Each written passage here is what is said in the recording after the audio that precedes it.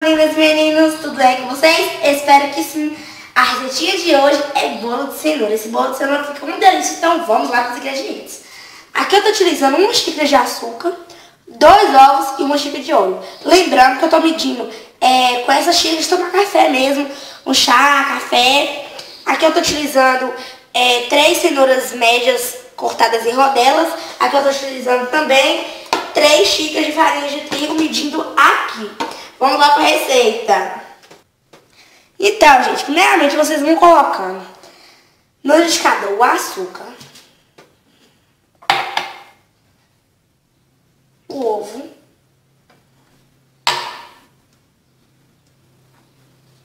e o óleo. Aí você vai bater. Deixa eu ver isso aqui. Agora você vai bater. Vamos lá. Então, gente, agora vocês vão acrescentar as cenouras. E vão bater novamente.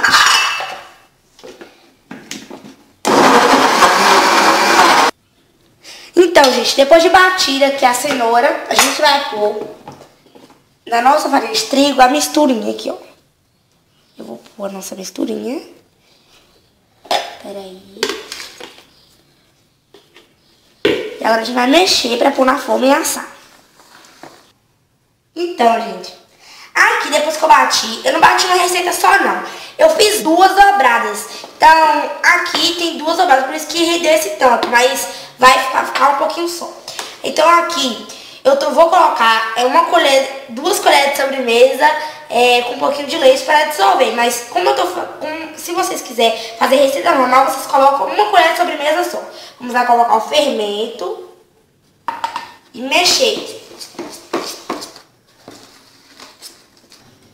Então, gente, olha o tamanho da forma, deu muito, porque eu fiz receita dobrada. Como eu já falei, agora você vai ligar o seu forno a 180 graus, 45 minutos. Você vai colocar o bolo para assar. E quando estiver pronto, eu volto para mostrar para vocês. Então, gente, olha como é que ficou meu bolo assado, uma delícia. Agora a gente vai experimentar. Maravilha. Não se esqueça de se inscrever no canal, dar vários joinhas e comentar aqui embaixo. Um beijo, até o próximo vídeo.